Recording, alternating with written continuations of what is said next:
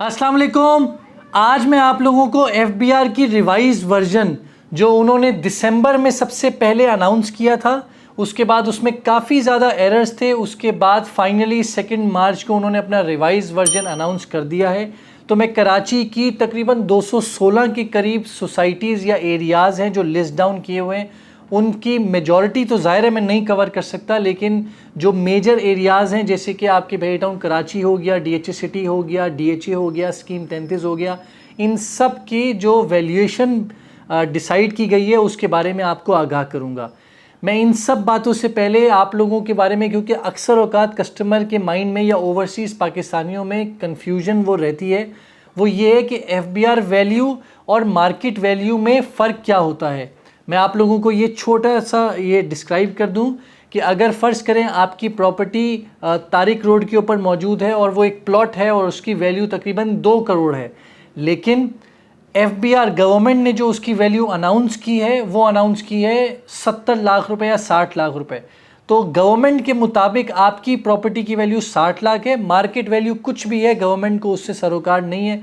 Government आपसे जो tax आपसे कॉल आउट करेगा वो सिर्फ उस 60 लाख के ऊपर ही करेगा। मैं जानता हूँ ये ओवरसीज़ पाकिस्तानियों के लिए काफ़ी हैरत अंगेज़ बात होगी और वो जानते भी हैं, इस चीज़ों को समझते भी हैं, क्योंकि यहाँ टैक्स का निज़ाम बहुत ज़्यादा धर्म भरम है और लोग नहीं मानते कि मार्केट वैल्यू और एफबीआर वैल्यू सेम हो जाए, इसलिए एफबीआर वैल्यू हमेशा कम होती है यहाँ पर और मार्केट वैल्यू हमेशा ज़्यादा होती है। तो जो वैल्यू एफबीआर की है उसका 1% परचेस करते वक्त आपको पे करना होता है अगर आप फाइलर हैं। अगर आप नॉन फाइलर हैं तो 2% आपको एफबीआर वैल्यू का पे करना पड़ता है। सेलर को एक बात की छूट है कि जिसमें अगर तो वो 4 साल से ज़्यादा प्रॉपर्टी को होल्ड कर चुका है तो उसको ये टैक्स पे करने की ज़रूरत नहीं है। अब मैं आप लोगों को वाइट और ब्लैक का थोड़ा सा कन्फ्यूजन क्लियर करता जाऊं। अक्सर औकात लोग जब अपनी प्रॉपर्टी सेल आउट कर रहे होते हैं तो वो लोग एफबीआर वैल्यूएशन को नहीं देखते। जैसे अक्सर औकात भेड़ टाउन कराची में ये होता है कि अगर आपकी 125 गज की प्रॉपर्टी है, उसकी 14 लाख की वैल्यूएशन है, लेकिन जब आप उसको सेल आउट कर रहे हैं उसकी मद में आपको 60 लाख रुपए आ रहे हैं, तो लोग कहते हैं नहीं हमें पूरी अमाउंट के पे ऑर्डर दे दो। तो वो पूरी अमाउंट के पे ऑर्डर तो ले लेते हैं, लेकिन सिर्फ उनका जो टैक्स एफबीआर में सबमिट होता है वो 14 लाख के हिसाब से ही होगा।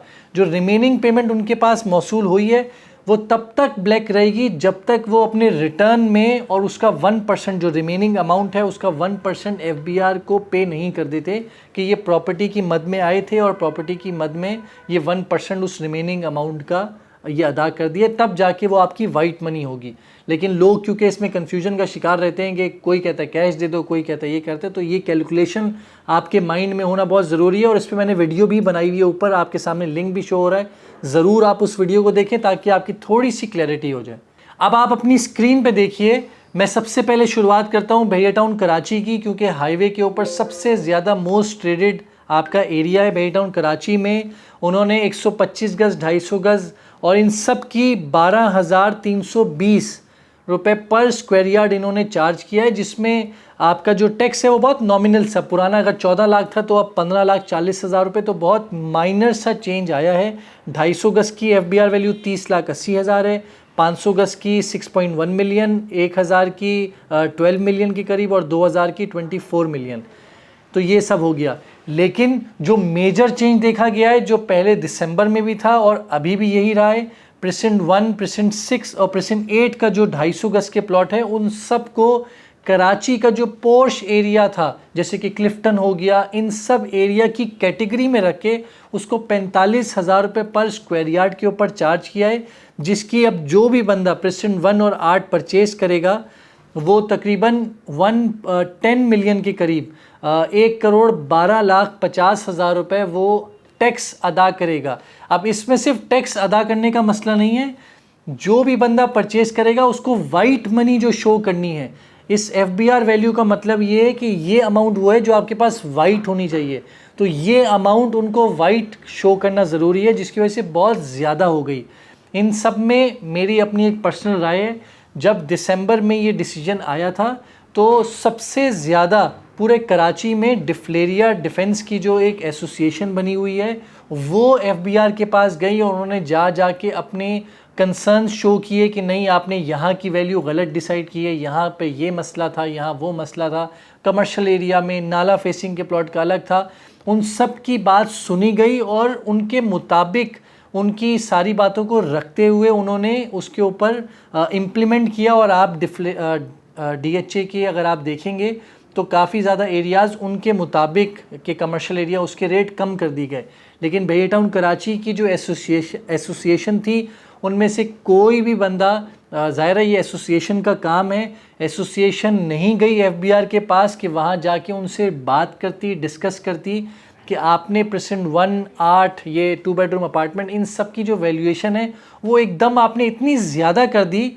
ये तो वो बात है कि अगले साल हो सकता है कि ये लोग A1 कैटेगरी में भी डाल दें, तो कोई अगर एसोसिएशन की तरफ से नहीं जाएगा और जाके ये डिस्कशन नहीं करेगा तो वो इसी तरीके से आपके रेट ज़्यादा करते रहेंगे। और जिना एवेन्यू और मिडवे कमर्शियल का तो रेट में कुछ ज़्यादा ही इजाफा कर दिया है। अगर मैं ये थोड़ी सी कैलकुलेशन करूं, फ़िलहाल नहीं हो पा रही, मैं अंदाज़न बताऊं तो 300% आपका बढ़ा है जिना एवेन्यू के ऊपर और मिडवे के ऊपर। ये पहले 68 थी, अब ये भी आपकी ऑलमोस्ट डबल से भी ज़्यादा आपकी प्राइसेस जो है वो इंक्रीज़ कर दी गई हैं।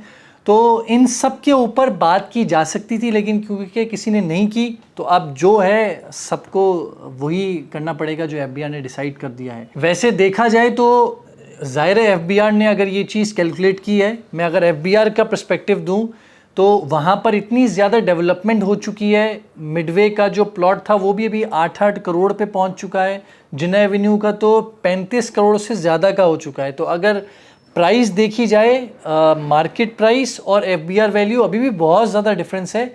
लेकिन जितना मेजर चेंज उन्होंने एकदम परसेंटेज वाइज किया है, ज़ाहिर है उसके ऊपर मैं एक बात कर रहा हूँ, लेकिन ठीक है ये भी जस्टिफाइड है। अगर वो जाके बात भी करते तो ये भी जस्टिफाई हो ही जाता। और जितने भी ओल्ड कमर्शियल मौजूद हैं या लिबर्टी कमर्शियल हैं, उन सब का जो रेट रखा गया है वो पर स्क्वायर यार्ड बात करूँ तो 46,000 पर स्क्वायर यार्ड रेट रखा गया, वो भी नॉमिनल है, पहले भी लगभग इतना ही था। और अब मैं आप लोगों को DHA सिटी का बताऊं तो हैरान कुन बात यह है कि जहां पहले DHA सिटी में ज़्यादा रेट चार्ज किया जा रहा था, अब वहीं एसोसिएशन ने काफ़ी ज़्यादा उनके साथ डिस्कशन करके DHA सिटी का रेट कम कर दिया गया है।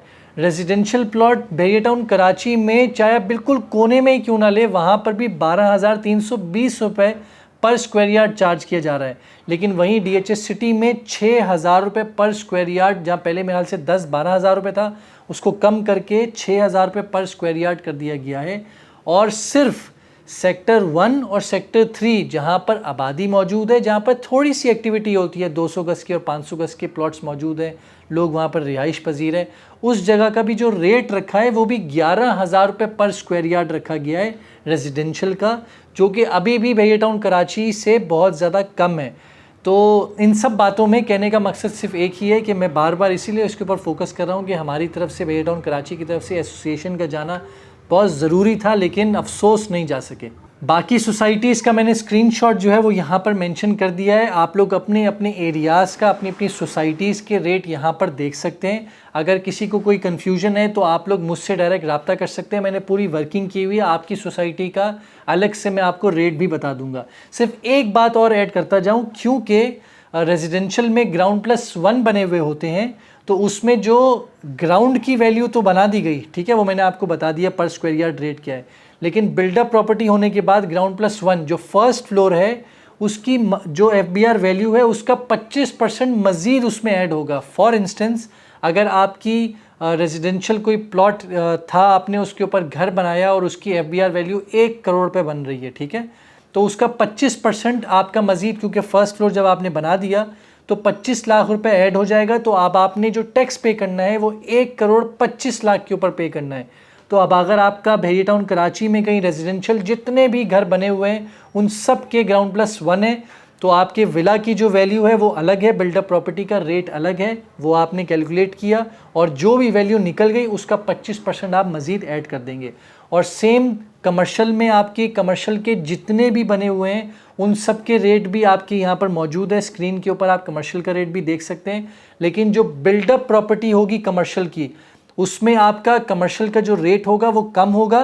क्योंकि कम इसलिए होगा क्योंकि वो हर फ्लोर वाइज, फॉर इंस्टेंस अगर आप 125 गज़ के ऊपर आप कमर्शियल बिल्डिंग बना रहे थे तो जो ग्राउंड फ्लोर है उसका 125 गज़ का रेट लगेगा, जो फर्स्ट फ्लोर है उसका फिर वो रेट लगेगा, तो इसलिए डबल होता रहता है, तो इसलिए उन्होंने कम रखा हुआ है।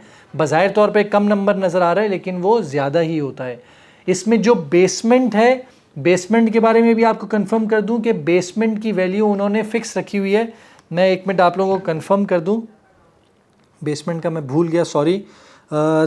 13,500 रुपये पर स्क्वायर यार्ड बेसमेंट का इन्होंने रेट रखा हुआ है। थ्रू आउट जितने भी बिल्डिंग्स हैं उन सब की बेसमेंट का ये रेट होगा। ऊपर जो भी उनकी ग्राउंड फ्लोर का रेट है वो उसके साथ नहीं लगेगा। तो मैं उम्मीद करता हूँ आप लोगों को ये पूरी वीडियो FBR वैल्यूएशन की प्रॉपर समझ में आई होगी। अगर किसी को किसी बात की कोई कन्फ्यूजन है तो आप लोग नीचे कमेंट करके आप पूछ सकते हैं या आप मुझसे डायरेक्टली रब्ता कर सकते हैं। और अगर पसंद आई है तो आप लोग ज़रूर लाइक करके आप लोग मुझे अप्रिशिएट कीजिए। मैं पूरी कोशिश करता हूँ आप लोगों को प्रॉपर्टी से रिलेटेड जितनी भी इंफॉर्मेशन है आप तक सही और ट्रू इन्फॉर्मेशन प्रोवाइड करूँ। तो आप नीचे दिए हुए चैनल को ज़रूर सब्सक्राइब करें और अपना बहुत बहुत ख्याल रखें। खुदा हाफिज़।